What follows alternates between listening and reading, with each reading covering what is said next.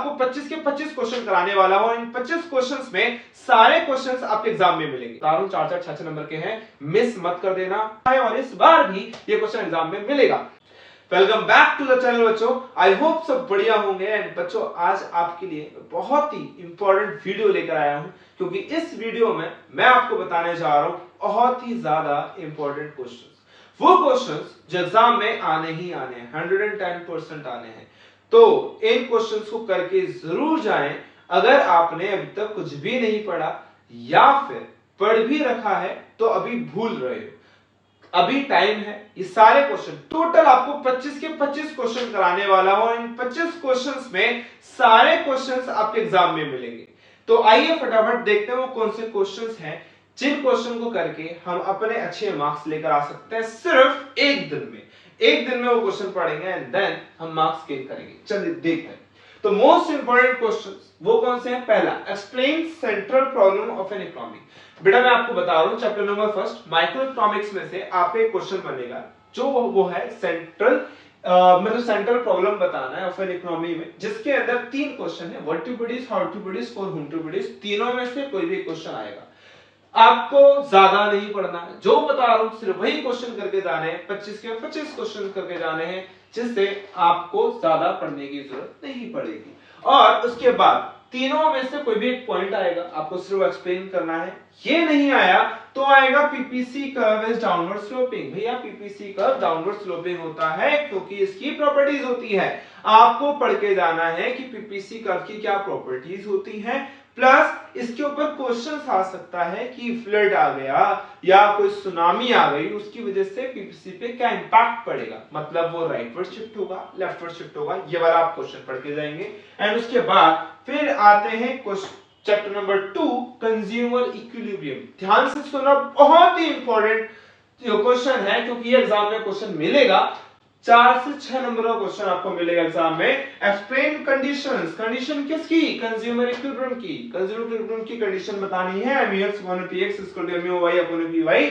या फिर ऐसा भी हो सकता है कि एग्जामिनर आपको कंडीशन दे देगा, 3 कंडीशन देगा, या तो ये देगा या फिर ये वाली देगा और या फिर ये वाली देगा। तीनों में से आपको कोई भी कंडीशन सिर्फ एक्सप्लेन करने के लिए आ सकती है। नेक्स्ट क्वेश्चन की अगर बात करें, फिर वही question consumer equilibrium but in case of 2 commodity.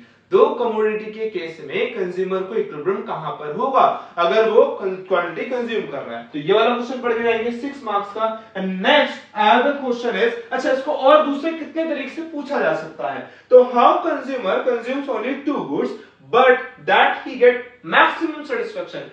कब कंज्यूमर डिसाइड करेगा तो इसको मैक्सिमम सेटिस्फेक्शन मिले?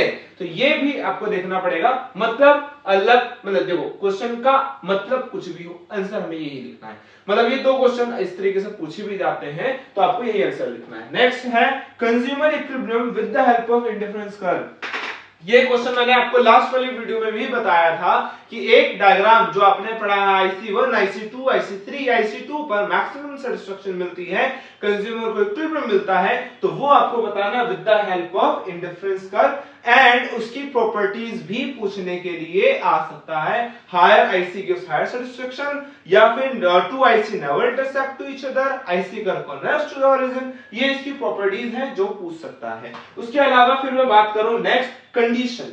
कंडीशन इसकी भी ऐसी पूछ सकता है कि MRS XY ग्रेटर देन होगा PX/PY के, तो कंज्यूमर क्या करे कि वो दोबारा से इक्विलिब्रियम में आ जाए। ये क्वेश्चन बन सकता है 4 नंबर में। एंड उसके बाद next question number 7, why does demand curve is downward sloping. Question है why does demand curve is downward sloping. बहुत सारे बच्चे बोलेंगे there is inverse relationship between price and quantity demand. No, इसके अलावा भी 3 नंबर का क्वेश्चन आएगा। 3 नंबर के क्वेश्चन में आपको 3 पॉइंट लिखने हैं कि डिमांड कर्व डाउनवर्ड स्लोपिंग क्यों है, या इसको घुमाकर कैसे पूछा जाता है, why consumer demand more of good when its price falls।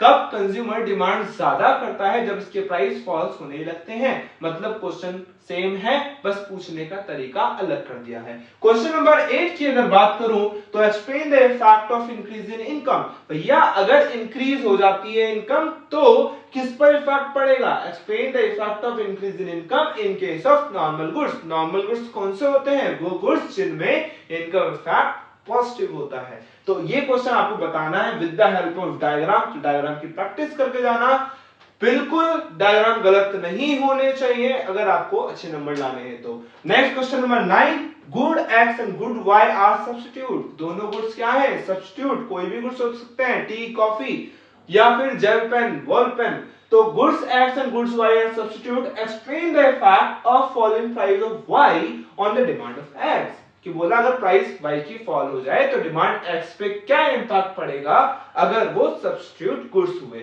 इसकी जगह पर और क्या पूछा जा सकता है? Explain the effect of rise in prices of related goods on the demand for a good x। बोला गुड x की डिमांड पर क्या इंपैक्ट पड़ेगा अगर y की प्राइस में चेंज आ जाए, that is called related goods. तो आपको ये भी क्वेश्चन मिल सकता है, दोनों का मतलब सेम है, आंसर आपको आसान से कर सकते हो।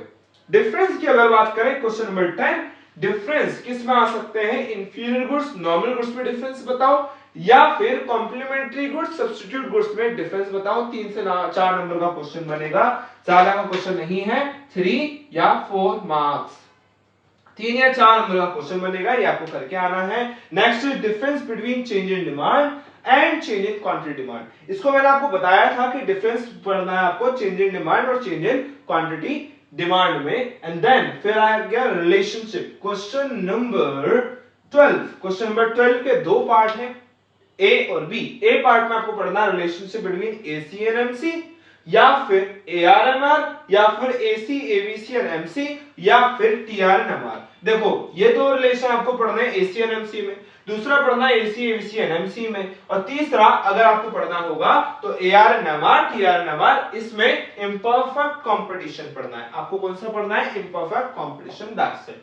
And next B part. B part की अगर बात करें, फिर डिफरेंस पूछ लेता है फिक्स कॉस्ट और वेरिएबल कॉस्ट। फिक्स कॉस्ट और वेरिएबल कॉस्ट में क्या डिफरेंस है वो बताना है आपको कि भैया फिक्स कॉस्ट वो कॉस्ट होती है जो लेवल ऑफ आउटपुट चेंज नहीं होती है, but variable cost level of output के साथ साथ चेंज होती रहती है। उसके अलावा फिर मुझे इसके न्यूमेरिकल पढ़ने हैं। 6 नंबर का क्वेश्चन भी आ सकता है न्यूमेरिकल को, लेकिन 6 नंबर के क्वेश्चन में फिल इन द ब्लैंक्स आने वाले हैं। उसके अलावा next important question, why MC ABC AC. अगर क्वेश्चन पूछता है कि एमसी एबीसी एसी तीनों में से कुछ भी कर यू शेप्ड का क्यों होता है, तो आपको आंसर बताना है कि यू शेप का क्यों होता है। 3 से 4 नंबर की वेटेज ये क्वेश्चन रखेगा। तो हमारे क्वेश्चन नंबर टोटल गिनते जाना, 13 क्वेश्चन हो चुके हैं। Next question number 14, explain the law of variable proportion. Her video में जो भी वीडियो ये क्वेश्चन पक्का बताता हूं, और हर बार ये क्वेश्चन एग्जाम में आता है, और इस बार भी ये क्वेश्चन एग्जाम में मिलेगा। Explain the law of variable proportion and why second stage is better stage। मतलब second stage ही better stage क्यों होती है, तब भी आपका आंसर सेम रहेगा। 3 स्टेज ऑफ प्रोडक्शन बतानी है, यानी phase 1, phase 2, phase 2, stage 1, stage 2, stage 3, तीनों स्टेज आपको यहाँ पर बतानी है। एंड लास्ट क्वेश्चन 15 क्वेश्चन क्या है? Explain reasons for increasing and diminishing return. Total 25 question बता रहा हूं, 25 क्वेश्चन करके जाने हैं। उनमें से अभी सिर्फ 15 क्वेश्चन हुए हैं, बाकी के 10 और वही बताने वाला हूं। तो 15 में से explain reasons of increasing and diminishing return factor. मतलब ये क्वेश्चन आपको पढ़ के जाना है कि ऐसे कौन से रीजंस हैं जिनकी वजह से इंक्रीजिंग रिटर्न टू फैक्टर होता है, डिमिनिशिंग रिटर्न टू फैक्टर होता है। तो ये सारे क्वेश्चन आपको अभी करने हैं। तो बच्चों क्वेश्चन नंबर 16 की बात करते हैं। क्वेश्चन नंबर 16 में produce equilibrium with the help of MR and MC approach, जो मैंने लास्ट वीडियो में भी बताया था, और लास्ट वीडियो को जरूर देख लेना, क्योंकि उस वीडियो में मैंने आपको ये बताया कि कौन सा टॉपिक किस चैप्टर में है। तो वहां से आपको हेल्प मिल जाएगी कि सारे क्वेश्चंस का आंसर्स कहां मिलेगा, तो आप उसको जाकर चेक कर लें। खैर क्वेश्चन नंबर 16 की बात करें, प्रोड्यूस इक्विलिब्रियम बताना है एमआर और एमसी अप्रोच से। वहां पर आपको बोलेगा जब प्राइस कांस्टेंट है, इम्परफेक्ट कंपटीशन में नहीं आता जनरली, तो आपको परफेक्ट कॉम्पिटिटिव मार्केट वाला पढ़ के जाना है।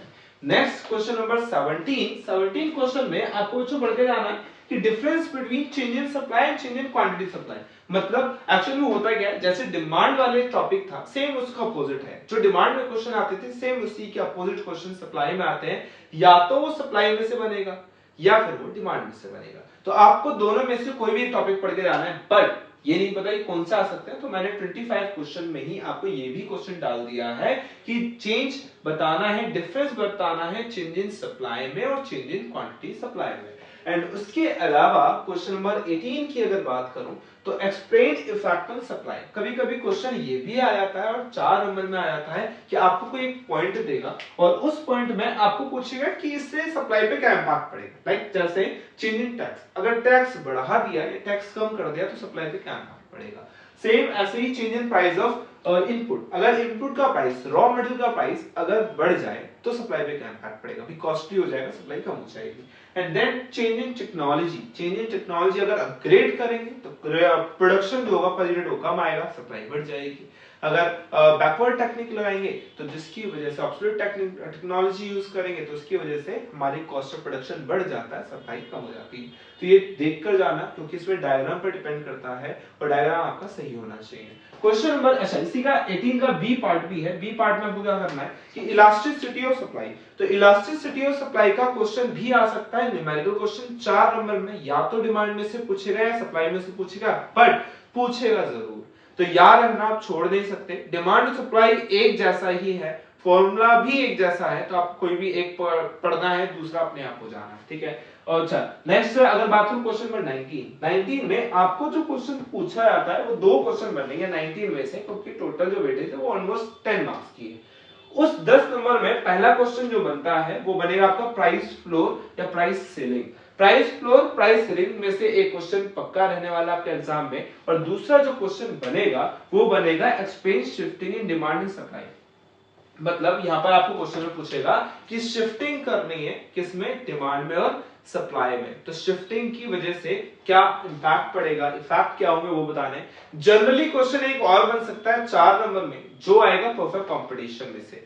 तो परफेक्ट कंपटीशन में से जो क्वेश्चन बनेगा वो बनेगा इंप्लीकेशंस के ऊपर, उसके अलावा कुछ भी क्वेश्चन नहीं आने वाला। तो कोई भी एक पॉइंट मिलेगा, आपको उसके इंप्लीकेशंस बताने। एंड नेक्स्ट क्वेश्चन नंबर अगर मैं बात करूं क्वेश्चन नंबर 20 में इंपॉर्टेंस लिमिटेशन। अब मैं बात कर रहा हूं स्टैटिस्टिक्स की।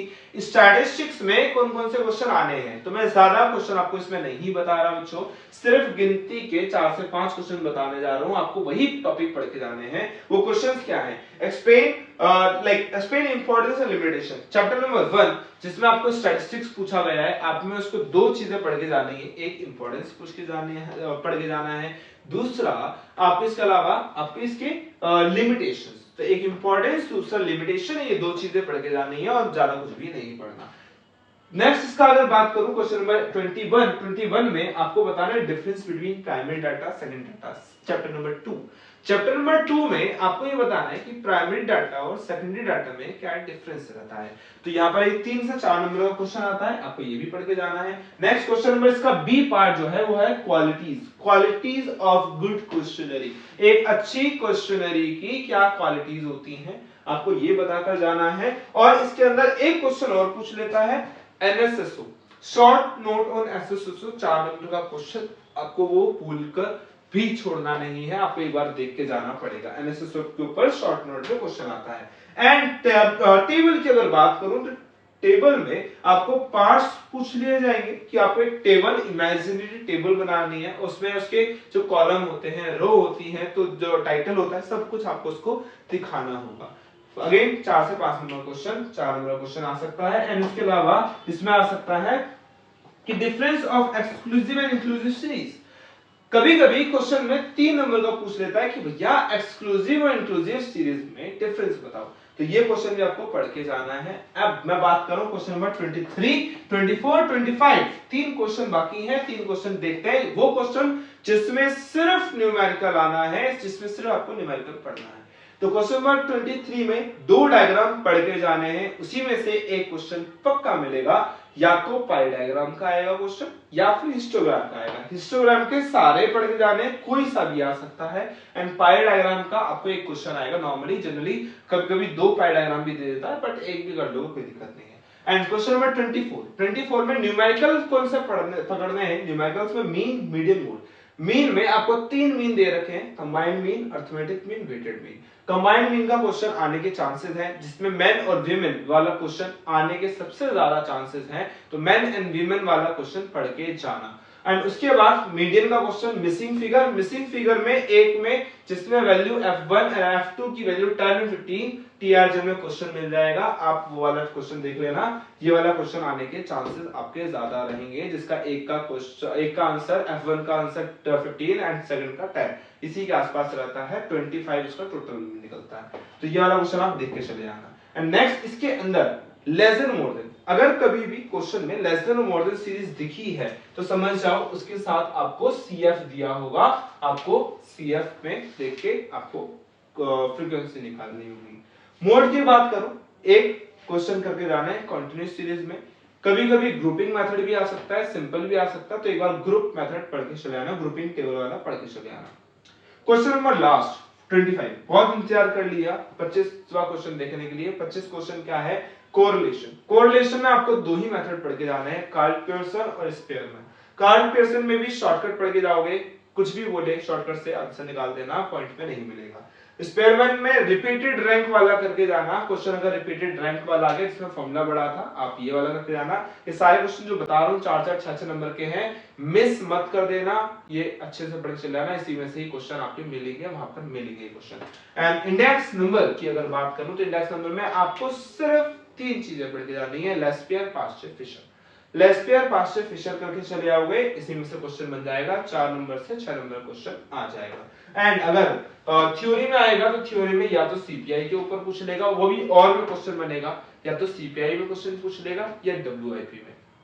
आई होप सबको वीडियो अच्छी लगी होगी। एंड जो ये वीडियो मैंने आपको बनाई है बच्चों, वो आपके एग्जाम के लिए बहुत ही ज्यादा इंपॉर्टेंट रहने वाली है, और इस वीडियो को आप ध्यान से देखें और जितने भी क्वेश्चंस मैंने बताए हैं इस वीडियो में आप उनको अच्छे से करके जाएं, इससे बाहर आपको कोई भी क्वेश्चन नहीं मिलेगा, और मैं गारंटेड कह सकता हूं कि इसमें आपको अच्छे मार्क्स मिल जाएंगे।